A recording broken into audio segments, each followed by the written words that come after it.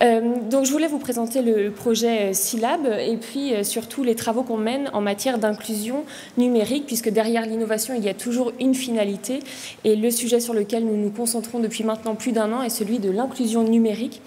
Pourquoi? Très rapidement, nous sommes en pleine transition numérique de l'État avec un objectif du gouvernement de dématérialiser l'ensemble des démarches administratives d'ici 2022.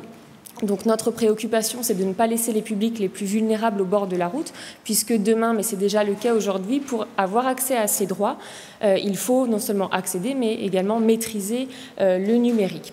Nous avons également une préoccupation auprès des travailleurs sociaux qui accompagnent ces publics les plus vulnérables, puisque eux-mêmes sont pleinement impactés par cette transition numérique, dans la mesure où ça vient bouleverser leurs pratiques et leurs métiers.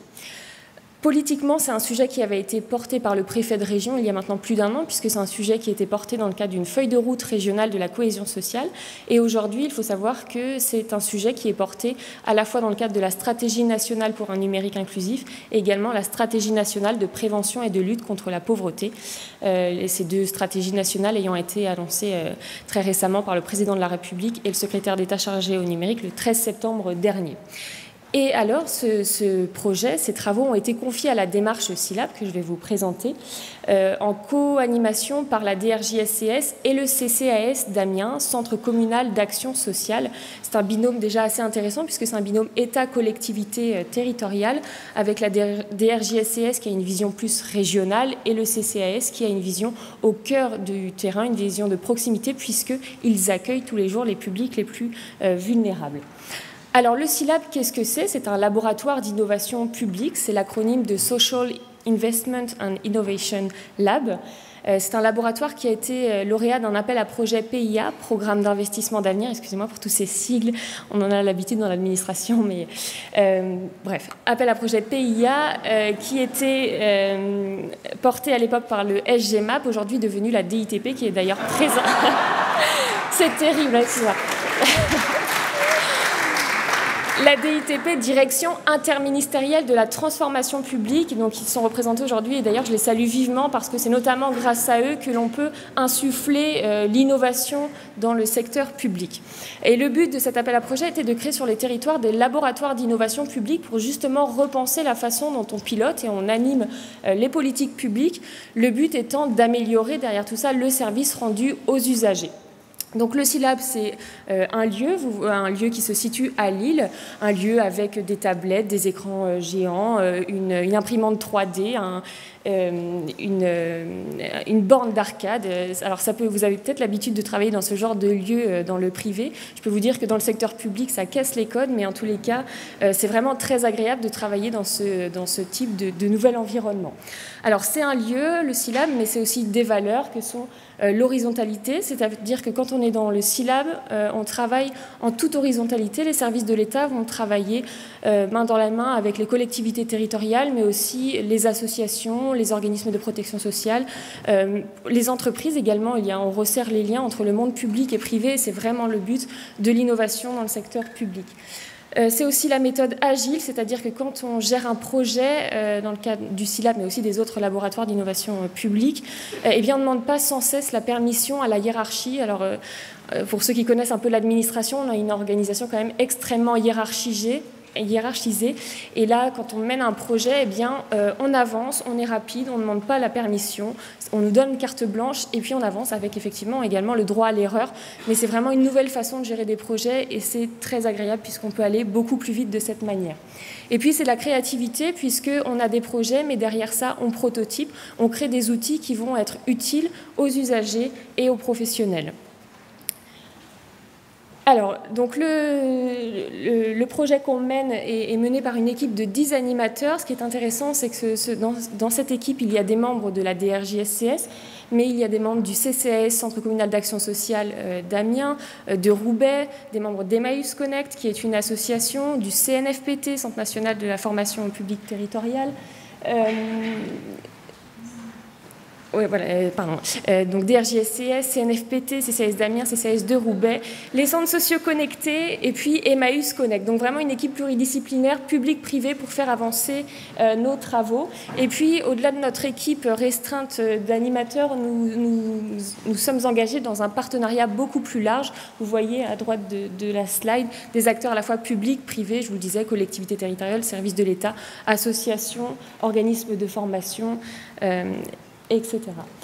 Alors, ce que nous avons fait depuis maintenant plus d'un an, premièrement, on a lancé plusieurs études en coopération avec l'Université de Lille 1 et l'IRTS, Institut régional du travail social, pour évaluer l'impact de la transition numérique auprès des publics vulnérables, mais également des travailleurs sociaux.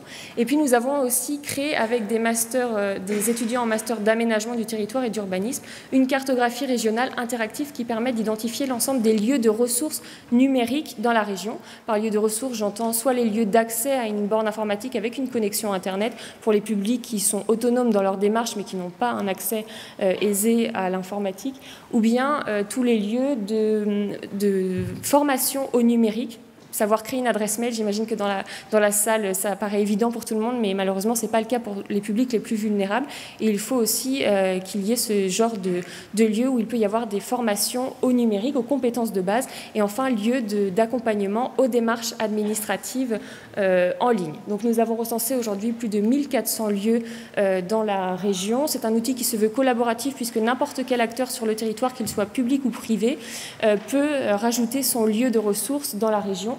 Et c'est un outil qu'on a voulu surtout à destination des professionnels et des travailleurs sociaux pour pouvoir orienter les publics qui viennent avec leurs problématiques sociales, mais en plus leurs difficultés numériques, pour pouvoir les adresser tout de suite vers un lieu de ressources et d'accompagnement, avec de l'accompagnement humain, puisque c'est ce qui est demandé par ces publics dans un contexte de fermeture des guichets.